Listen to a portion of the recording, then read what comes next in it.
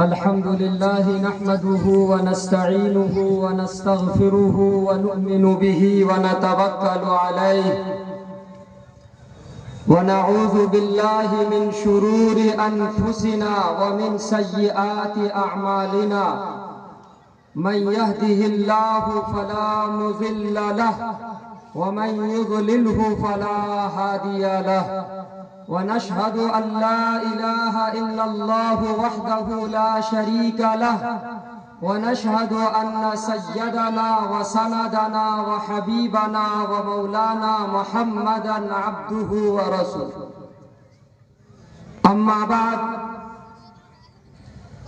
قال الله تبارك وتعالى في كتابه العظيم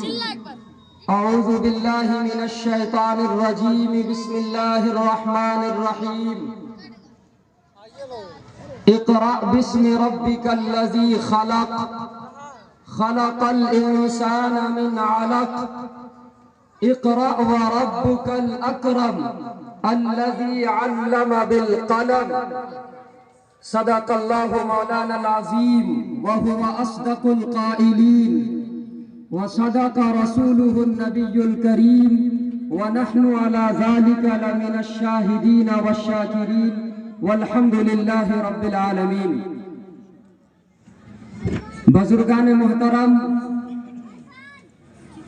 ڈائز پر تشریف فرما جلسے کی صدارت کر رہے سیمانچل کے معروف و مشہور عالم دین عالم ربانی ہم سبوں کے مخدوم و مکرم محسن و کرم فرما جناب حضرت مولانا مفتی و قاضی محمد شمشیر احمد صاحب المظاہری زیدہ مجدہم سرزمین میوات سے تشریف لائے ہوئے دل درد مند رکھنے والے معزز علماء کرام جلسے کی نظامت فرما رہے جناب حضرت مولانا محمد تنویر زکی صاحب رفیق محترم برادر گرامی قدر جناب حضرت مولانا مفتی محمد معیز الدین صاحب القاسمی دامت برکاتہم اور تمام معزز دینی ایمانی بھائیوں ہم عمر نوجوان ساتھیوں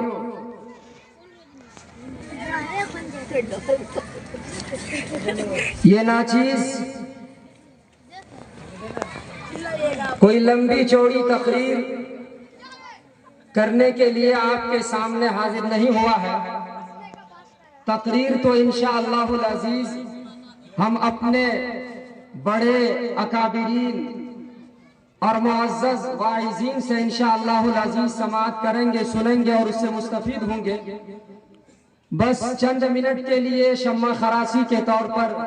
بڑوں کے حکم کی تکمیل کے لیے آپ کے روبرو حاضر ہو گیا ہوں دعا فرمائیں کہ اللہ تعالیٰ علاقے میں جہاں کہیں بھی جلسے منعقد ہو رہے ہیں بڑے بڑے کانفرنس اور اجتماعات ہو رہے ہیں مسجد کے منبر و محراب سے صدائیں لگائی جا رہی ہے دعوت و تبلیغ کے احباب گلی کوچے میں جا کر پیار محبت سے لاڈ پیار سے دلار سے آپ کو سمجھا رہے ہیں کہہ رہے ہیں تو اس کے پیچھے اگر کوئی چیز کار فرما ہے کوئی جذبہ معجزن ہے تو وہ صرف یہ ہے کہ کس طرح سے یہ امت عمل پر کھڑی ہو جائے اور عمل کا جذبہ جو سوکھ چکا ہے جو سو چکا ہے وہ بیدار ہو جائے اللہ ہم سب کو دین و شریعت پر عمل کی توفیق عطا فرمائے شاعر نے کیا ہی خوب کہا ہے عمل سے زندگی بنتی ہے جنت بھی جہنم بھی عمل سے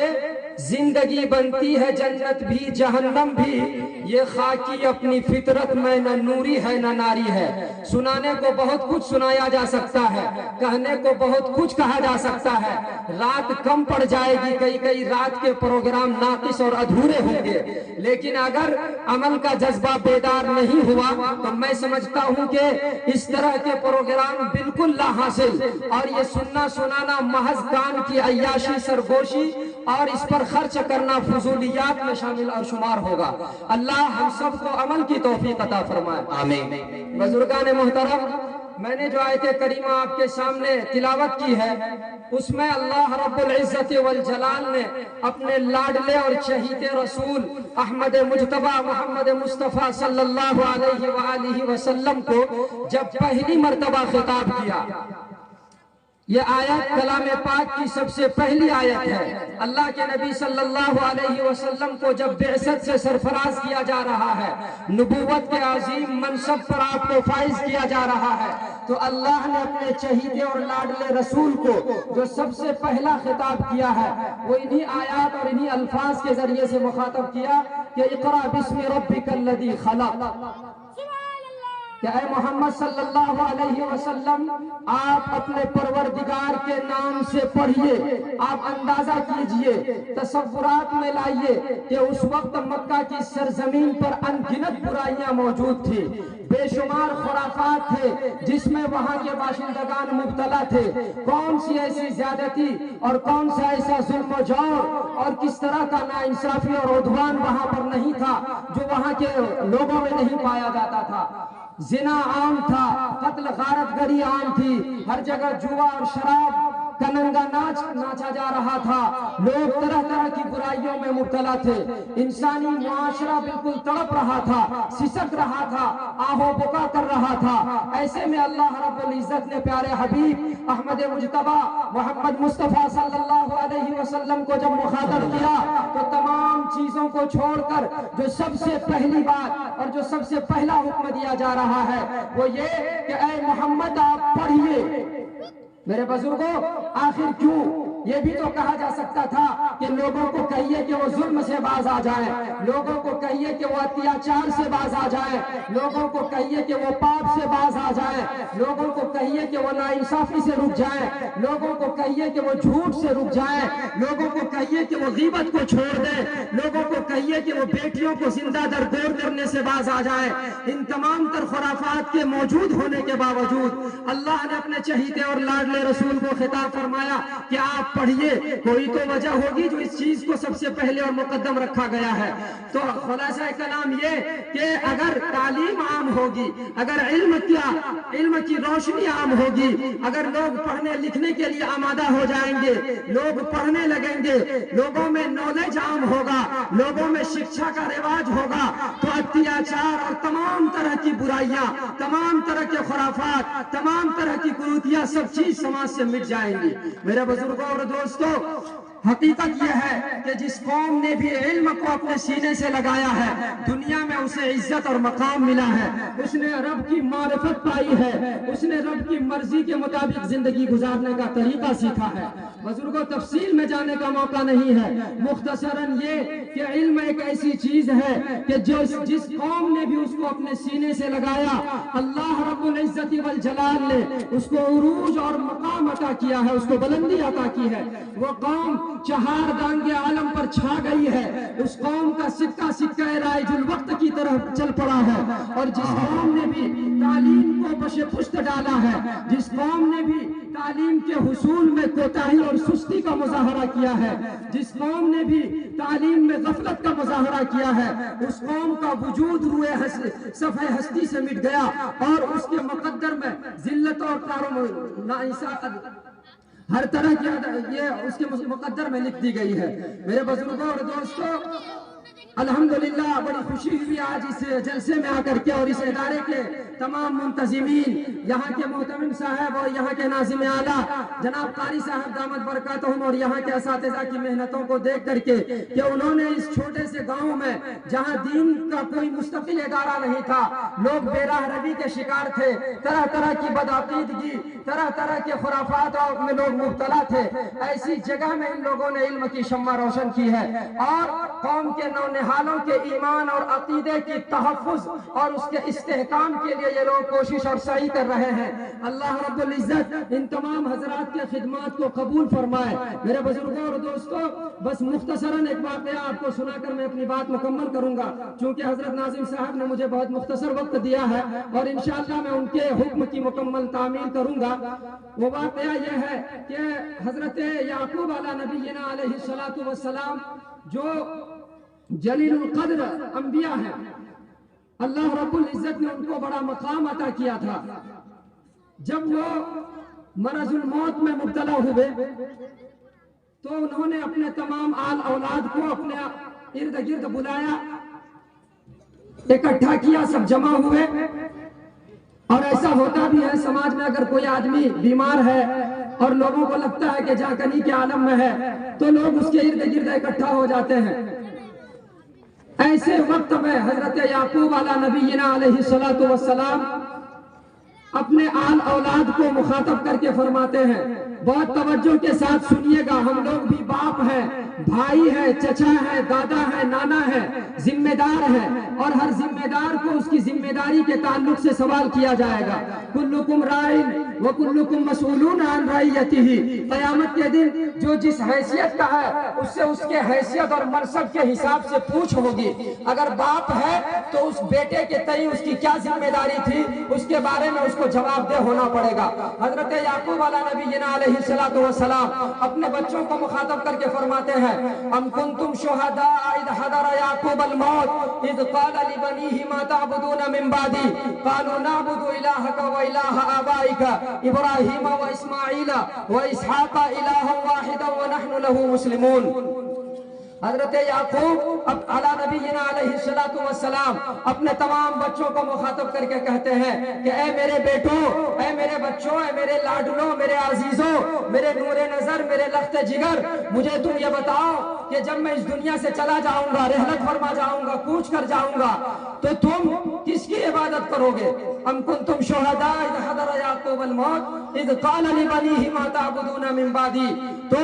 چونکہ وہ بچے ایک انبیاء کے بچے تھے، ان کے گود کے پروردہ تھے، ان لوگوں نے بیک زبان کہا کہ ہم آپ کے اور حضرت ابراہیم علی نبینا علیہ السلام کے، حضرت اسحاق علی نبینا علیہ السلام کے، اور حضرت اسماعیل علی نبینا علیہ السلام کے معبود اور خدا کی عبادت کریں گے. ایک انبیاء کی تڑپ، ان کے سوزے دروں، ان کے دل کے کڑھن کو محسوس کیجئے کہ نبی کے گود میں پلنے والا بچہ کیا بدعقیدگی کا شکار ہو سکتا ہے؟ ہرگز نہیں، حاشا وکلا، 1000 مرتبہ توبہ. لیکن اپنے بچوں کے مستقبل کے تئیں، ان کے آخرت کے تئیں کتنے فکر مند تھے حضرت یعقوب علی نبینا علیہ السلام کہ اپنے بچوں کو مخاطب کر کے فرماتے ہیں، تم مجھے تسلی دلاؤ، تم مجھے اطمینان دلاؤ، تم مجھ سے وعدہ کرو، تم مجھے اس بات کی گارنٹی اور یقین دلاؤ کہ تم میرے بعد یقیناً 100% دین پر عمل کرو گے، توحید کو اپنے سینے سے لگا کر کے رکھو گے. میرے بزرگوں اور دوستوں، حضرت یعقوب علی نبینا علیہ السلام کے والد محترم حضرت اسحاق علی نبینا علیہ السلام جلیل القدر انبیاء ہیں. ان کے بھائی حضرت اسماعیل علی نبینا علیہ السلام جلیل القدر پیغمبر ہیں. ان کے والد بزرگوار ابو الانبیاء حضرت ابراہیم علی نبینا علیہ السلام کی اولو العزمی اور ان کی جلالت شان تاریخ کے اوراق میں ثبت ہے. دنیا جانتی ہے ان کے خدمات کو اور ان کے توحید کے تئیں تڑپ کو اور ان کے جذبات کو. لیکن ان تمام کے باوجود حضرت یعقوب اپنے بچوں کو مخاطب کر کے یہ کہہ رہے ہیں کہ تم میرے بعد کس کی عبادت کرو گے؟ کیا یہ تڑپ، یہ جذبہ، یہ کڑھن، یہ چبھن، یہ درد دل ہمارا بھی ہے؟ ہمارے اندر بھی یہ فکر کبھی پیدا ہوتی ہے کہ اے میرے بچوں، میرے لاڈلوں، میرے عزیزوں، میرے گود میں پلنے والے نونہالوں، میرے بعد تمہاری کیا حالت ہوگی؟ کیا آپ ان کے لیے فکر لیتے ہیں؟ کیا آپ ان کی تعلیم پر توجہ کرتے ہیں؟ کیا آپ ان کے عقیدے کی درستگی کی فکر کرتے ہیں؟ اگر کرتے ہیں تو آپ کو 100 آفرین، مبارکباد، شاباش، آپ یقیناً قابل تعریف ہیں. لیکن اگر نہیں کرتے ہیں، اس تعلق سے بے توجہی ہے، اس تعلق سے غفلت ہے. اپنے بچوں کے مستقبل کو سنوارنے، ان کو سجانے، ان کو بہتر کرنے اور ان کے آخرت کی زندگی کو، جو ابد الآباد کی زندگی ہے، جو ہمیشہ ہمیش کی زندگی ہے، جو دائمی کامیابی کی زندگی ہے، اس کی اگر فکر ہم نہیں کرتے ہیں تو یقیناً میرے دوستو یہ بہت ہی گھاٹے اور خسارے کی بات ہے، یہ بہت ہی نقصان دہ اور تکلیف دہ بات ہے۔ آج المیہ یہ ہے، ہمارے سماج کی اصلیت یہ ہے کہ ہم میں سے اکثر لوگ اپنے بچوں کے ایمان و عقیدے سے بے بہرا ہے، غافل ہے، سستی برت رہے ہیں، اس کی طرف توجہ نہیں کرتے۔ میرے بھائیوں، آج طرح طرح سے ایمان پر حملے ہو رہے ہیں، عقائد پر حملے ہو رہے ہیں، الحاد کی ہوائیں چل رہی ہے، ارتداد کی لو بہت دراز ہو چکی ہے، بہت تیز ہو چکی ہے۔ بیٹیاں تعلیم کے نام پر اگر گھر سے باہر نکل رہی ہیں تو وہ عقیدے سے ہاتھ دھو رہی ہیں، وہ ایمان سے ہاتھ دھو رہی ہیں، ان کے اندر سے دین محمدی کی تڑپ اور اس کی اسکرپٹ کھینچی جا رہی ہے۔ میرے بھائیوں، میرے بزرگوں، میرے دوستوں، نوجوان ساتھیوں، عزیز بھائیوں، بڑے درد مندی کے ساتھ آپ سے یہ درخواست ہے، عاجزانہ التماس ہے کہ اپنے بچوں کے مستقبل کی فکر کیجئے اور اس جیسے ادارے جہاں کہیں بھی ہیں اس کو مضبوط اور مستحکم کرنے کے لیے آپ اپنے حصے کا جو کچھ تعاون دے سکتے ہیں کر گزریے، اسی میں کامیابی ہے۔